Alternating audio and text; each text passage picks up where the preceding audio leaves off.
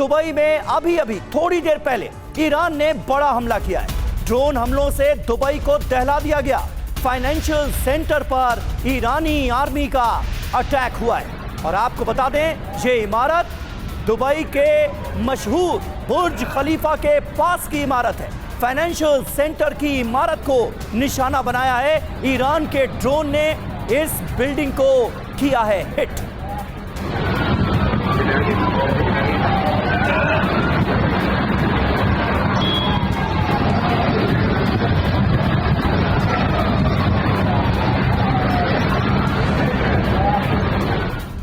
और दुबई में हुए इस हमले को लेकर एक और बड़ी खबर आपको बताएं। दुबई के फाइनेंशियल सेंटर पर हमले का एक और वीडियो आपको दिखाते हैं। बुर्ज खलीफा के पास है फाइनेंशियल सेंटर। हमले में बिल्डिंग को भारी नुकसान पहुंचा है। तस्वीरें आप देखिए, बुर्ज खलीफा के एकदम पास मौजूद है ये फाइनेंशियल सेंटर की इमारत और यहां पर ड्रोन से हमला किया गया जिसको टारगेट पर लिया गया। और ये देखिए आप कैसे होता है एक बड़ा धमाका और उसके बाद ये बारूदी गुबार उठता हुआ आप देख पा रहे हैं।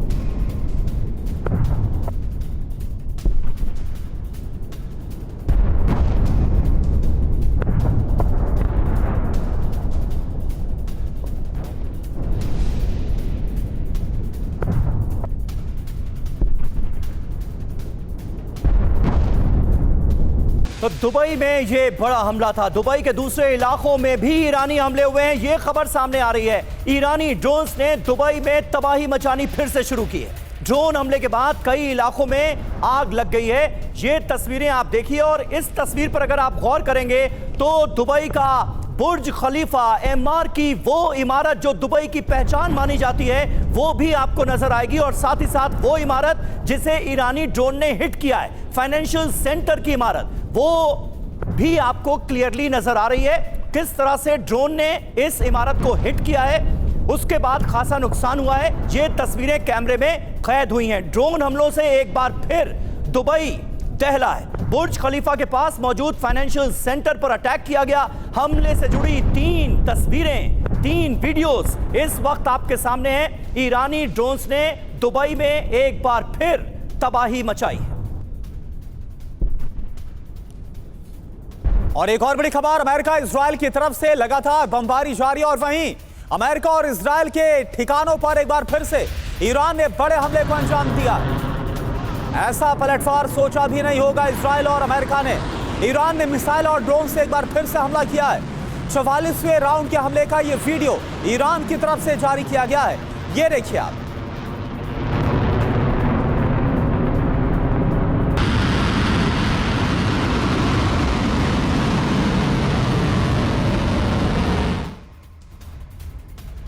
और इराक की राजधानी बगदाद में भी ईरान का ड्रोन अटैक हुआ। अमेरिका के विक्टोरिया बेस पर ईरान ने किया हमला।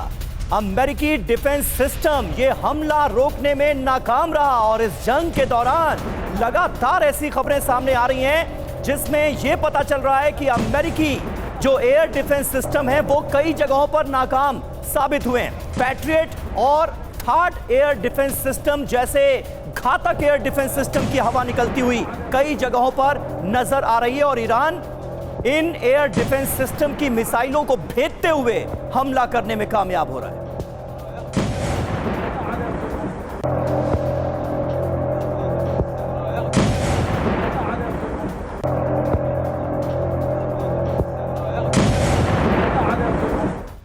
और एक और बड़ी खबर, ईरान की राजधानी तेहरान से यहां के मेहराबाद एयरपोर्ट पर एक बार फिर से हमला किया गया है।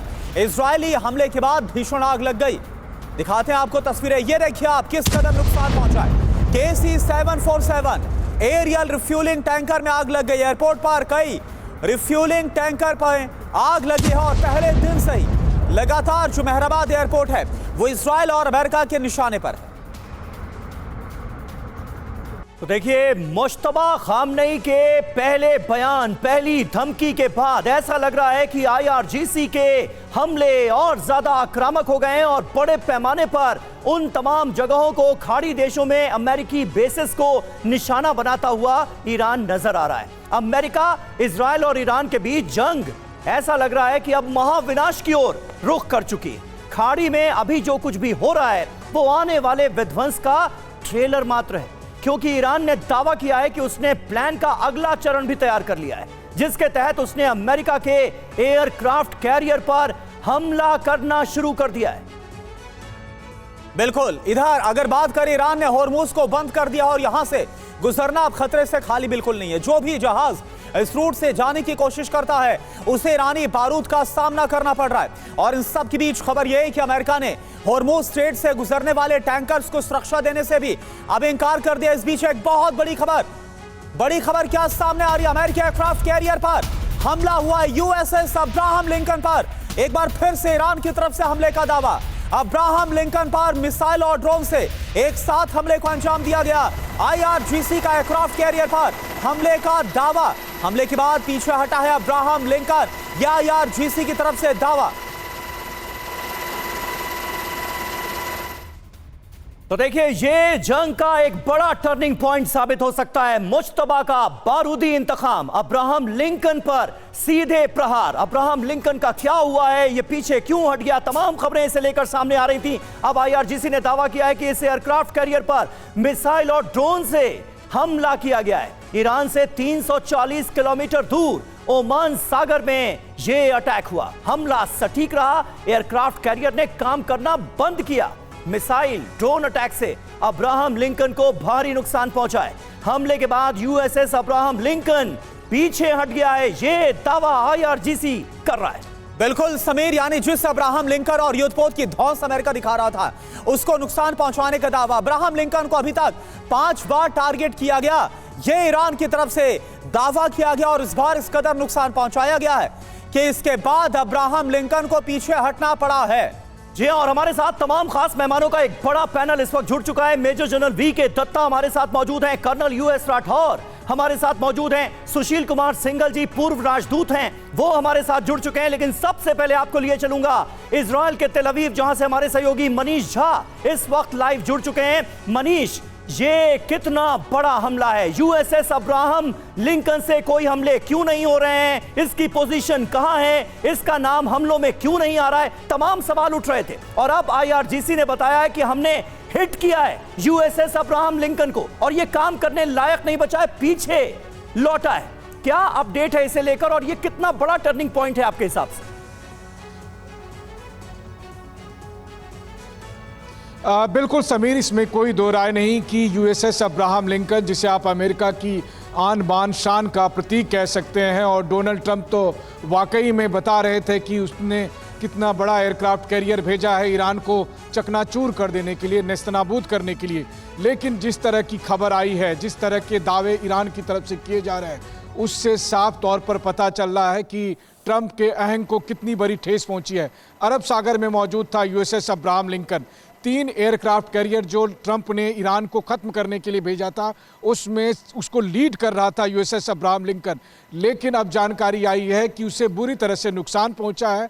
और हालांकि अमेरिकी सरकार की तरफ से, सेंटकॉम की तरफ से ये कहा जा रहा है कि ये नुकसान ईरान के हमले की वजह से नहीं हुआ था, बल्कि एक एक्सीडेंट था जिसकी वजह से एयरक्राफ्ट कैरियर को नुकसान पहुंचा है। लेकिन ईरान का दावा है, और जो जानकारी आ रही है उसके मुताबिक, जब अरब सागर में ईरान के पास ही जब ये मौजूद था, उस वक्त ईरान का एक छोटा जहाज वहां पर पहुंचा और वहां से फिर निशाना लगाया गया अब्राहम लिंकन के हिस्से को, एक हिस्से को। इससे पहले कि अब्राहम लिंकन एयरक्राफ्ट कैरियर पर मौजूद जो हेलीकॉप्टर्स और दूसरी चीज़ों से उस ईरानी जहाज को ख़त्म किया जाता, उससे पहले उसने एयरक्राफ्ट कैरियर को नुकसान पहुंचाया और उसकी वजह से उसे फिर वापस खींचना पड़ा है। और इस वक्त हालांकि अमेरिका दावा कर रहा है कि वो ऑपरेशनल कंडीशन में है, लेकिन वहां से किसी भी तरह के नए हमले की सूचना नहीं आ रही है। तो अपने आप में ये एक बहुत बड़ा डेवलपमेंट है कि जैसा कि लगातार हम टीवी 9 पर कह रहे थे कि ईरान की कोशिश होगी अमेरिका के एयरक्राफ्ट कैरियर को निशाना बनाने की। जो ईरान के सुप्रीम लीडर थे, उन्होंने भी ये बात कही थी कि समंदर में हम डुबो देंगे। और इस वक्त भले ही वो समंदर में ना डुबो पाए हों, लेकिन यूएसएस अब्राहम लिंकन को जिस तरह से नुकसान पहुंचाया है, उससे साफ तौर पर है कि अमेरिका को भी ये जंग आसान नहीं मिलने वाली है। सबसे बड़ी बात है कि 3 एयरक्राफ्ट कैरियर में कोई भी अगर एक समंदर में डूब गया तो आप समझिए कि अमेरिका की पूरी साख डूब जाएगी। बिल्कुल, यानी कि ईरान ने जो कहा था वो होता हुआ नजर आ रहा है। अगर अब्राहम लिंकन को बर्बाद कर सकता है ईरान जैसा दावा है, यानी ईरान की जो ताकत है वो नहीं है जिस तरह से खमतर इजराइल और अमेरिका ने आका था। एक और बड़ी खबर, ईरान युद्ध के बीच अमेरिका को बड़ा झटका लगा। अमेरिकी एयरक्राफ्ट कैरियर में लग गई भीषण आग। ईरान से जंग के बीच यूएसएस जेराल्ड में आग लगी। ये देखिए एक और युद्धपोत, इसमें भी नुकसान की खबर है। 2 नौसैनिकों के झुलसने की भी खबर आ रही है। अमेरिका का दावा, आग का युद्ध से कोई संबंध नहीं है। तो देखिए अमेरिका भले ही दावा कर रहा है कि आग का युद्ध से कोई संबंध नहीं है, लेकिन जिस तरह से अब्राहम लिंकन तबाह हुआ है, इसके बाद यूएसएस जेराल्ड में जो नुकसान पहुंचा, ये भी सवालों के घेरे में, शक के घेरे में। तो मतलब साफ है कि ईरान अब रुकने वाला नहीं है। उसकी मिसाइलें समंदर से लेकर आसमान तक अमेरिका को टारगेट कर रही हैं। अमेरिकी aircraft carrier USS Abraham Lincoln IRGC की मिसाइल का शिकार बना। अमेरिका एक और एयर रिफ्यूलिंग विमान KC-135 क्रैश हो गया। अमेरिका इस पर भी बोल रहा है कि वो भी एक हादसा था। यूएसएस जेराल्ड फोर्ड में भी आग लगने की जो खबर है वो सामने आई है। हमारे साथ वीके दत्ता सर है। वीके दत्ता सर, एक साथ 3 बहुत बड़े झटके अमेरिका को लगे। जिस KC विमान का जिक्र कर रहे हैं जो कि इराक में क्रैश हुआ, अमेरिका यह बोल रहा है कि भाई यह हादसा था, लेकिन जो इराकी मिलिशिया ग्रुप है क्लेम कर रहे हैं उन्होंने मार गिराया। अब्राहम लिंकन को खबर दिखाई और अब यूएसए जेराल्ड को लेकर क्या लग रहा है सर आपको? क्या यह ईरान की ताकत है? देखिए ऐसा है कि डेफिनेटली ईरान की जो मिसाइल कैपेबिलिटी है वो वर्ल्ड क्लास है। एक्चुअल में जो उन्होंने ये हासिल किया है ये दुनिया को दिखाया है, और रूस यूक्रेन जंग में भी पूरा रूस का सपोर्ट ईरान ने किया है। अपने जो शहीद जो ड्रोन उन्होंने दिए उस समय, उसको फिर अपग्रेड किया गया रशिया के द्वारा। तो ये मिसाइल टेक्नोलॉजी में उनका कोई तोड़ नहीं है। उनके जो कैपेबिलिटीज़ हैं वो इस इलाके के अंदर 2000 किलोमीटर की रेंज में, तो आप ये मान के चले सटीक हमले कर रहे हैं। आज के दिन में ये भी खबर आई है कि वो चाइनीज़ सैटेलाइट सिस्टम्स का इस्तेमाल कर रहे हैं, जिसके पास 45 सैटेलाइट जो हम GPS सिस्टम बोलते हैं, उनको बिल्कुल एक्यूरेट डाटा मिल रहा है चाइना के माध्यम से कि कौन सा अमेरिकन एसेट कौन सी जगह पे मौजूद है आज के दिन में, और वो लगातार उसको स्ट्राइक कर रहे हैं और बड़ा प्रिसीजन स्ट्राइक हो रहा है अभी ये। और ये अगर चलता रहा तो इसके कारण जो पुशबैक हुआ है अमेरिकन फोर्सेस का, चाहे वो अब्राहम लिंकन हो या जेराल्ड फोर्ड हो, जब आप डिप्लॉय करके रखते हैं लार्ज फोर्स को, तो उसको मेंटेन करने में, उसको आपस में ही ऑपरेट करने में कई बार एक्सीडेंट हो जाते हैं, एक्सप्लोजन हो जाते हैं और उसमें काफ़ी नुकसान होता है। तो आप लंबे अरसे तक अगर ये एयरक्राफ्ट कैरियर्स को मोबिलाइज करके रखेंगे तो इनका अपना एट्रिशन भी चालू हो जाएगा। ठीक है, कोई ना कोई हादसा होगा। और जो इनका जो रिफ्यूलर अभी एक क्रैश हुआ है, जो भी अभी बेसिस जहां से अमेरिका इजराइल ऑपरेट कर रहा है, इनको एयर रिफ्यूलिंग करनी पड़ रही है। हाँ। दोनों तरफ के लिए, आने के लिए भी और वापस जाने के लिए भी। तो इनके हमले आपस में आस्ते आस्ते खुद ही कम हो जाएंगे। ठीक है, यानी इस तरह के हमले आने वाले वक्त में और ज्यादा बढ़ेंगे, अमेरिका का नुकसान और ज्यादा बढ़ेगा, और जैसे जैसे नुकसान बढ़ेगा वैसे वैसे डोनाल्ड ट्रंप की साख पर अमेरिका के अंदर भी सवाल उठेंगे। वहीं ईरान ने हाइपरसोनिक मिसाइलें दागी हैं। ईरान ने तेल अवीव पर मिसाइल दागी है। डिफेंस सिस्टम को चकमा दे गई मिसाइल। रिहायशी इलाके में, तेल अवीव के रिहायशी इलाके में ये मिसाइल जाकर गिरी है। वही तेल अवीव जहां पर इस वक्त TV9 भारतवर्ष की टीम भी मौजूद है। हमारे सहयोगी मनीष झा वहां से हमारे साथ लाइव मौजूद हैं। मिसाइल गिरने से भारी नुकसान हुआ है। ये देखिए तस्वीरें, ये तेल अवीव का रिहायशी इलाका बताया जा रहा है, जहां पर इजराइल के बेहद मजबूत माने जाने वाले डिफेंस सिस्टम को चकमा देकर ईरानी मिसाइल ने हिट किया है। और एक और बड़ी खबर तेल अवीव से ही, इजराइल के तेल अवीव में दिखा है बहुत ही भयानक मंजर। तेल अवीव गाजा जैसी तबाही का सामना कर रहा है। ये आप देखिए, दूर दूर तक आपको ये जो पूरा इलाका है वो कैसे तबाह नजर आ रहा है। ऐसा लग रहा है मानो जो गाजा की तबाही देखी कुछ वैसा ही मंजर है। ईरान के हमले में इजराइल को भारी नुकसान पहुंचा है। युद्ध के नतीजे से हताश हो रहे हैं इजरायली, और सवाल यह भी है कि क्या इसके बाद इजराइल के भीतर ही इस हमले को लेकर विरोध और तेज होगा।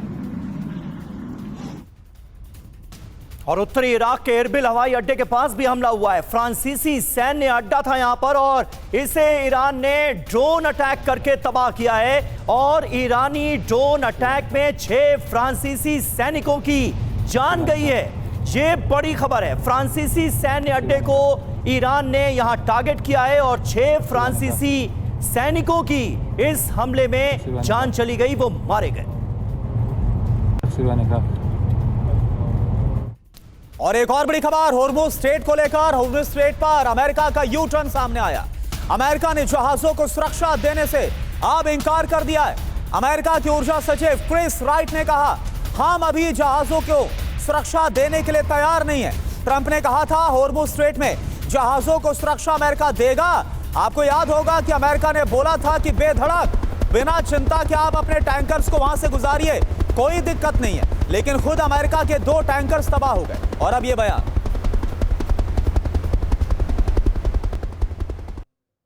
तो देखिए, हॉर्मुज़ स्ट्रेट को लेकर डोनाल्ड ट्रंप को ऐसा लग रहा है कि लेने के देने पड़ गए। यू टर्न लिया है अमेरिका ने, ऑयल टैंकरों में विध्वंस हुआ है। क्रिस राइट ने क्या कहा है आपको बताते हैं। अमेरिकी नेवी हॉर्मुज़ स्ट्रेट में टैंकर्स को सुरक्षा नहीं दे सकती। यह पहला बयान है जब अमेरिका ने खुद माना है कि नहीं, हम सुरक्षा नहीं प्रोवाइड कर सकते हॉर्मुज़ स्ट्रेट में टैंकर्स को। जल्दी कुछ करेंगे लेकिन अभी सुरक्षा मुमकिन नहीं है। क्रिस राइट का तर्क क्या है? अभी अमेरिकी सेना ईरान के साथ युद्ध में व्यस्त है। अभी ईरानी मिसाइल फैक्ट्रियां, ड्रोन प्लांट हमारा टारगेट है। ईरान के कमजोर होने पर ही हम कुछ कर सकते हैं। आपको याद होगा ट्रंप ने इसे लेकर कितना बड़ा वादा किया था, दावा किया था। 3 मार्च को ट्रंप ने कहा था कि अमेरिकी नौसेना टैंकर्स को एस्कॉर्ट करेगी, यानी अमेरिकी नेवी यहां पर सिक्योरिटी प्रोवाइड करेगी। लेकिन ट्रंप का यह दावा भी धड़ाम से नीचे गिरता हुआ नजर आ रहा है। कर्नल राठौर, किस तरह से आप देखते हैं? और अमेरिका यूं पस्त होता हुआ नजर आएगा इतने दिनों की जंग के बाद? यह तो किसी ने नहीं सोचा था। ईरान के ताबड़तोड़ हमले लगातार जारी हैं, अमेरिका का बड़ा नुकसान हो रहा है और अब इतना बड़ा यू टर्न। जी हाँ समीर, जब डोनाल्ड ट्रंप ने कहा था कि हम एस्कॉर्ट करेंगे, सभी को ये बात पता थी कि वॉर जोन से ऑयल टैंकर्स और गैस टैंकर्स को एस्कॉर्ट करना इतना आसान नहीं होगा। लेकिन जिस तरीके की तेलों में उछाल आई थी कीमत में, तो उन्होंने कह दिया। और उसके बाद उनका एक और बयान आया था कि हमने 42 ईरानी नेवी के जहाज डुबो दिए। मतलब ऐसा कि वहाँ पर अब ईरानी नेवी बची नहीं। उसके बाद उनके सेक्रेटरी का यह बयान आना कि हम आपको एस्कॉर्ट नहीं कर सकते, इसका मतलब साफ है कि पर्शियन गल्फ से सारा तेल जो आना है वो आने वाले दिनों में भी उसकी उम्मीद नहीं है। इसको आप जोड़ के देखें कि अमेरिका ने कहा है रूस से तेल खरीद लो, तो एक ये बड़बोलापन था जो सामने आ गया 1 हफ्ते के अंदर। और पूरे विश्व में जो तेल का संकट है और गैस का संकट है बरकरार रहेगा। और ये भी बात है कि ईरान की जो रेजिस्टेंस है वो जिंदा है। हॉर्मुज़ स्ट्रेट के अंदर आज भी ईरान चाहे तो वो हॉर्मुज़ स्ट्रेट को बाधित कर सकता है, अगर बंद नहीं कर सकता तो। बिल्कुल राठौर सर, यानी कहा तो अमेरिका बोल रहा था कि हम जल्द ही ईरान को पस्त कर देंगे, लेकिन उससे पहले ही अमेरिका के इरादे पस्त नजर आ रहे हैं। एक और बड़ी खबर का रुख कर रहे हैं। तो देखिए, ईरान की तरफ से जो हाहाकारी एआई वीडियो जारी किया गया है वो यहां पर हम सब देख रहे थे। हमारे साथ जो खास मेहमान स्टूडियो में मौजूद हैं वो भी देख रहे थे। हमारे साथ सिंगल साहब हैं। सिंगल साहब, क्या कहेंगे इस वीडियो पर? इंफॉर्मेशन वॉरफेयर भी एक बहुत महत्वपूर्ण हिस्सा होता है और इस वीडियो के जरिए बताने की कोशिश ये की गई है कि 28 फरवरी को जो हमला हुआ उसमें आयतुल्लाह खामनेई की जान गई, लेकिन अब पूरी तरह से कमान उनके बेटे मुश्तबा खामनेई के हाथ में है और ज्यादा आक्रामक हमलों का सामना करने के लिए अमेरिका को तैयार रहना चाहिए। आपने कैसे देखा और क्या समझा इस वीडियो का नतीजा? समीर, जैसा आपने कहा कि ये युद्ध के समय में ये साइकॉप चलते हैं और इंफॉर्मेशन वारफेयर का ज़माना है, हाइब्रिड वार का ज़माना है। देख रहे हैं यूक्रेन में भी हमने देखा, और यहाँ भी ईरान की तरफ से ये जो वीडियो जारी हुआ है इसके 2-3 ऑब्जेक्टिव हैं मेरे हिसाब से जो दिख रहे हैं मुझे। एक तो ये कि मैसेज जा रहा है दुनिया को, खासकर प्रेसिडेंट ट्रंप को, कि ईरान झुका नहीं है, चोट जरूर खाई है लेकिन उसके पास उसकी ताकत बहुत है।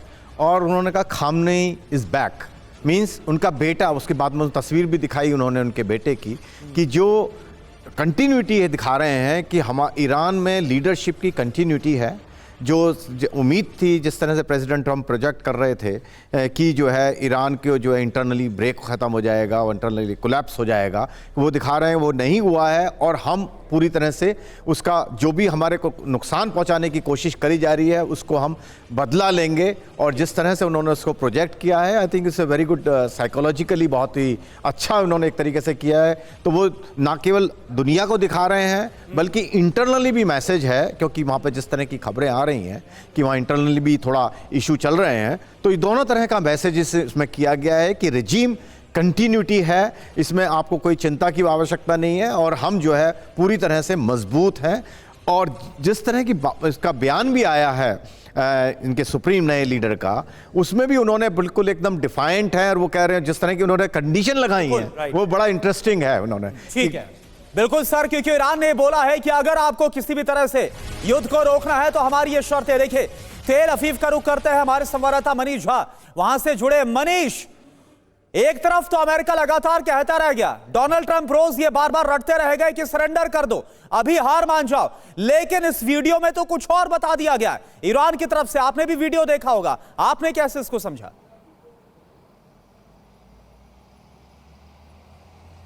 बिल्कुल करुणा, देखिए जिस वक्त 85-86 साल के एक बुजुर्ग को मारकर डोनाल्ड ट्रंप को ये लग रहा था कि वो अपने माथे पर जीत का सेहरा बांध लेंगे, आज 2 हफ्ते बाद उससे वो कोसों दूर होते हुए दिख रहे हैं। और इस वीडियो ने, सही बात है, उस कंटिन्यूटी को बताया है कि खामनई है। और देखा भी जाए तो टेक्निकली सही बात है कि एक सीनियर खामनई के बाद नए खामनई के तौर पर मुस्तफा खामनई उसी कंटिन्यूटी को बताते हैं कि ईरान के रिजीम में, ईरान की ताकत में, ईरान की सत्ता में वो निरंतरता बनी हुई है। और उसी का परिणाम है कि 2 हफ्ते के भीतर 44 बार ईरान ने इजराइल को, अमेरिका के बेसेस को और गल्फ देशों पर हमले किए हैं, बड़ी संख्या में मिसाइलों के साथ और ड्रोन के साथ।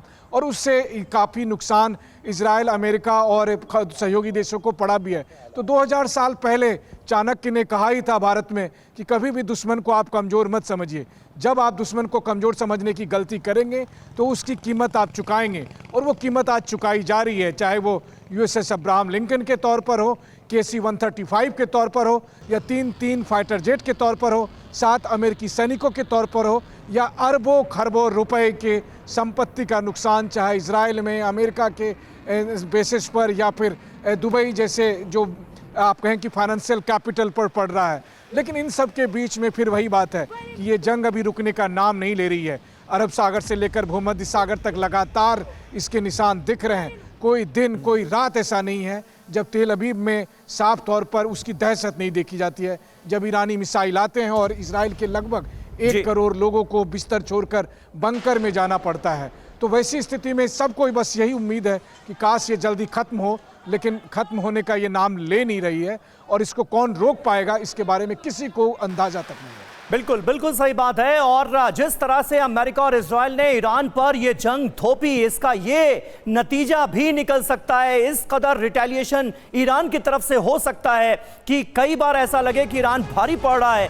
ये किसी ने सोचा नहीं था, लेकिन इस वक्त जो मौजूदा स्थिति नजर आ रही है वो यही कहानी कह रही है। लेकिन देखिए, हॉर्मुज स्ट्रेट पर ईरान ने नई चेतावनी क्या दी है, अब आपको वो बताते हैं। ईरान हॉर्मुज स्ट्रेट का संरक्षक है।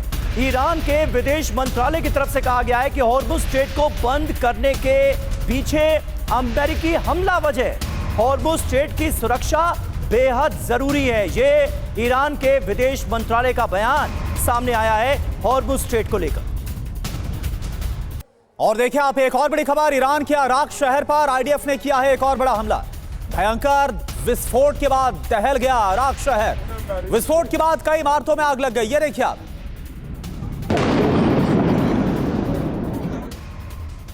और वहीं उत्तरी ईरान में भी इजराइल ने भीषण हमला अंजाम दिया है। बेशहर इलाके में IDF ने किया अटैक।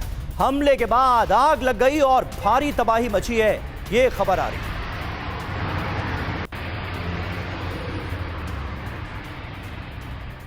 और एक और बड़ी खबर, अमेरिका इजराइल के हमले से तेहरान में भारी तबाही। पूर्वी तेहरान के रिसालत स्क्वायर पर हमला हुआ, हमले में कम से कम 40 लोगों की मौत।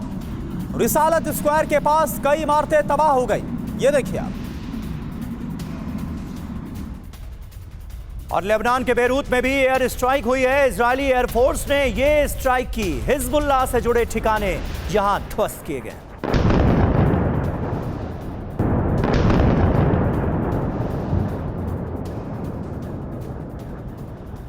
और होर्मुज को लेकर एक और बड़ी खबर। होर्मुज की सुरक्षा के लिए अब आगे आ गया है ब्रिटेन।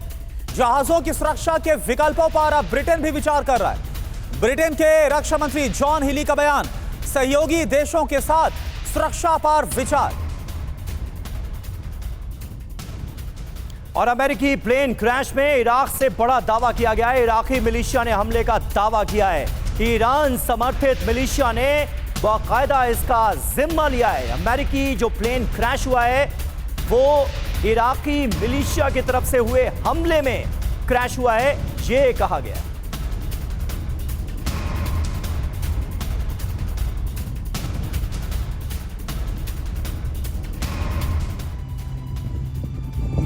और देखिए KC-135 पर सेंटकॉम की तरफ से बयान आ गया है। और सेंटकॉम की तरफ से क्या कहा जा रहा है? घटना के वक्त 2 विमान शामिल थे। एक विमान की तो सुरक्षित लैंडिंग हो गई, लेकिन दूसरा विमान पश्चिमी इराक में दुर्घटनाग्रस्त हुआ है। दुर्घटनाग्रस्त होने की बात सेंटकॉम की तरफ से कही जा रही है। तो आपको बता दें कि एक तरफ इस पूरी घटना को लेकर इराक में ही जो मिलिशिया ग्रुप है, जो कि कई ईरानी संगठनों, जो समर्थित संगठन उनसे मिलकर बना है, उसने एक तरफ हमले का दावा किया, लेकिन सेंटकॉम का कहना है कि दुर्घटना हुई है।